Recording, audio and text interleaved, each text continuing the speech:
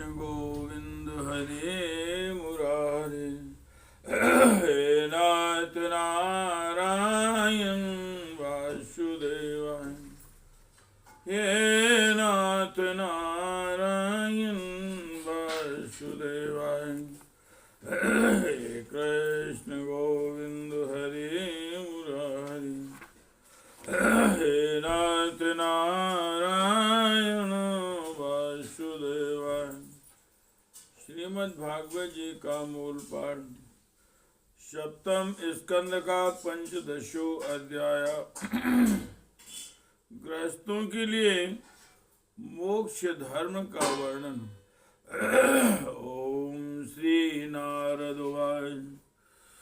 यावन् क्रिया यावन्नकायरत्मात्मा वशोपकल्पं धत्ते गरश्च चरणार्चनया निशार्तम्। ज्ञानासिमच्युन्बलो ददास्तशत्रु स्वराज तुष्ट उपशांत इदं विजयात्। नो चेन् प्रमत्तमस्दिन्द्रियवाजसूता नित्योत्पथं विषयदस्युषो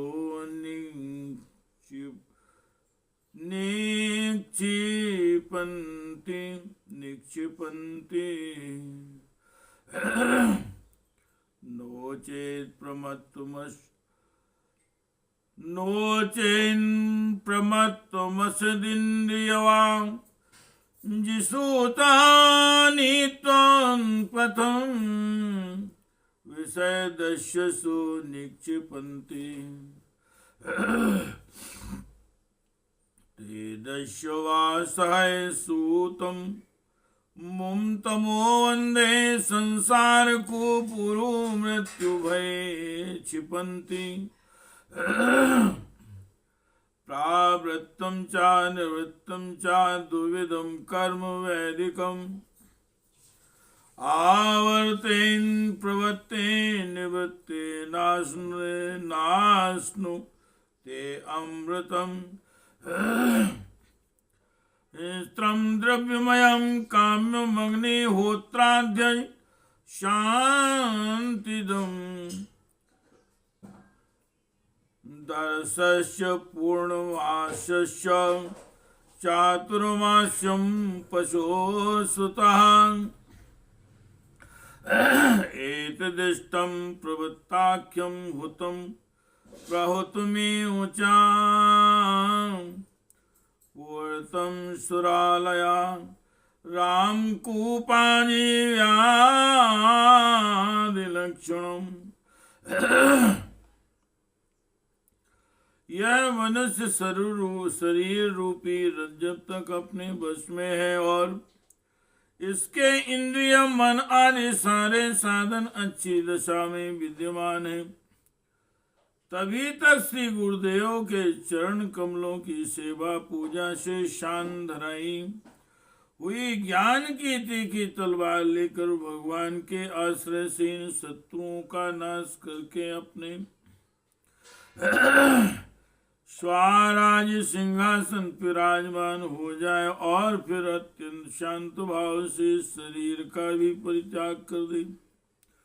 नहीं तो तनिक भी प्रमाद हो जाने पर ये इंद्रिय रूप दुष्ट घोड़े और उनसे मित्रता रखने वाले बुद्धि रूप सारथी रथ के स्वामी जीव को उल्टे रास्ते ले जाकर विषय रूपी लुटेरों के हाथ में डाल देंगे। वे डाकू सारथी और घोड़ों के सहित जीव को मृत्यु से अत्यंत भयावने घोर अंधकार में संस्कार के कुएं में गिरा देंगे। वैदिक कर्म दो प्रकार के हैं। एक तो वे जो वृत्तियों को उनके विषयों की ओर ले जाते हैं प्रवृत्ति परक, और दूसरे वे जो वृत्तियों को उनके विषयों की ओर से लौटाकर शांत और आत्म साक्षात्कार के योग्य बना देते हैं। निवृत्ति परक प्रवृत्ति परक कर्म मार्ग से बार बार जन्म मृत्यु की प्राप्ति होती है और निवृत्ति परक भक्ति मार्ग या ज्ञान मार्ग के द्वारा परमात्मा की प्राप्ति होती है। सेन याग आदि हिंसामय कर्म अग्निहोत्र दस पूर्णमास चातुर्मास पशु याग सोम याग वैश्य देव बलिहरण आदि द्रव्यमय कर्म इष्ट कहलाते हैं और देवालय बगीचा कुआं आदि बनवाना तथा प्याव आदि लगाना पूर्त कर्म है। ये सभी प्रवृत्ति परक कर्म है और सकाम भाव से युक्त होने पर अशांति के कारण अशांति के ही कारण बनते हैं। हे कृष्ण गोविंद हरे मुरारे हे नाथ नारायण वासुदेव हे नाथ नारायण वासुदेव। द्रव्य सूक्ष्म विपाकश्च धूमो रात्रि पक्ष्या अयनम दक्षिणम सोमो दश औषधि विरुधा अन्नम रेति तिक्मेश पित्रयानम पुनर्भवा अएकैकस्येनानो पूर्वं भूत्वा भूत्वे जायते निषेकादिस्म शानान्ते संस्कारे संस्कृतो द्विजाम् इंद्रिये सुखियाय ज्ञान ज्ञान दीपेषु ज्योवति इंद्रियाणि मनुष्योर्मो वाचि वैकारिकं वना वाचो वर्ण समानन्य वाचो वर्ण समाम्नाये तम ओंकारेश्वरे न्यसेत्। ओंकारं बिंदो नादि तम तु प्राणे महात्म्यम् अग्नि सूर्यो दिवा प्राण शुक्लो राकोन्तरं स्वरान् विश्वस्य तेषां प्राज्ञस्तुर्यो आत्मा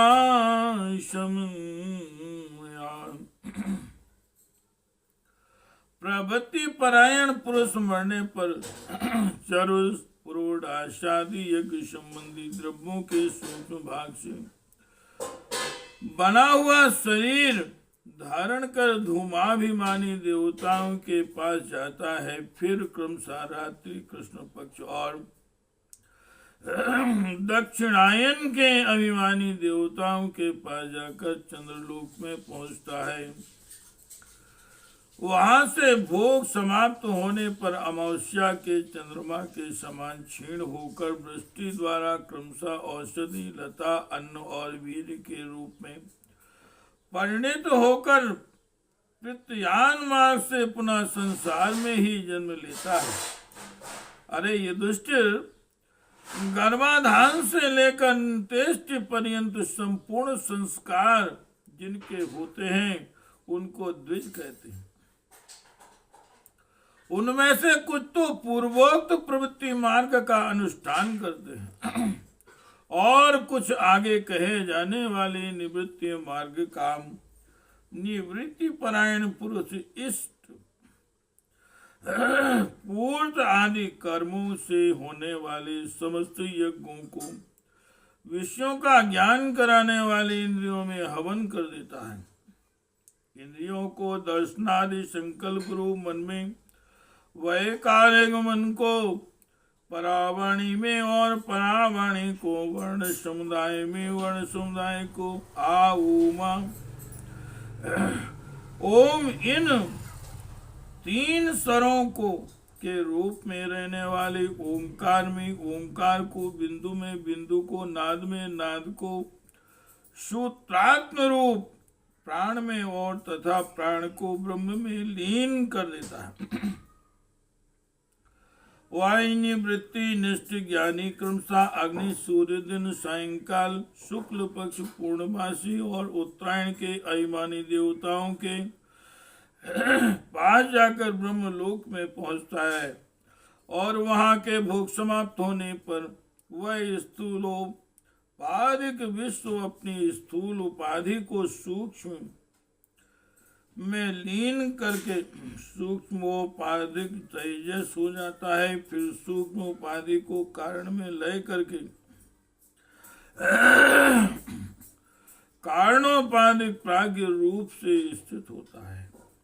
इस प्रकार दृश्यों का लय हो जाने पर वह शुद्ध आत्मा रह जाता है। यही मोक्ष पद है।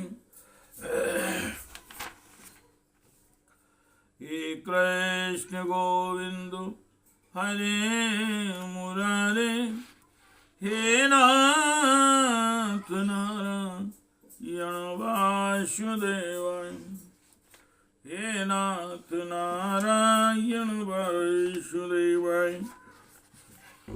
हे नाथ नारायण वासुदेव।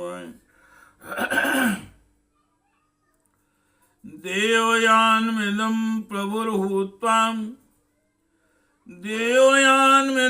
प्रभुर्भूत्वा भूत्वानुपूर्विषाम् आत्मयाञ्जुपशान्तात्मा यात्मस्थो न निवर्तते। या एते पितृदेवा नावैनेवे निर्मिते, शास्त्रेण चक्षुषावेन जनस्तोऽपि नाम मुह्यति। आदावन्ते जनानां सदु विहरन्तः परावरम्। ज्ञानं ज्ञेयं वचो वाच्यं तमो ज्योतिस्त्वयं स्वयम्। आवादितोऽपि ह्यावासो यथा वस्तुतया स्मृता। आवादितोऽपि ह्यावासो यथा वस्तुतया स्मृता। दुर्घटत्वादेन्द्रियकं तद्वदात् विकल्पितम्। चित्यादीनां ह्यार्थानां छाया न कथमापि न संघातो विकारोऽपि न प्रसंगनान्वितो मृषाम्। इसे देवयान मार्ग कहते हैं। इस मार्ग से जाने वाला आत्मोपासक संसार की ओर से निवृत्त होकर क्रमशः एक से दूसरे देवताओं के पास होता हुआ ब्रह्मलोक में जाकर अपने स्वरूप में स्थित हो जाता है। वह निवृत्ति मार्गी के समान फिर जन्म मृत्यु के चक्कर में नहीं पड़ता। ये पितृयान और देवयान दोनों ही वेदोक्त मार्ग हैं।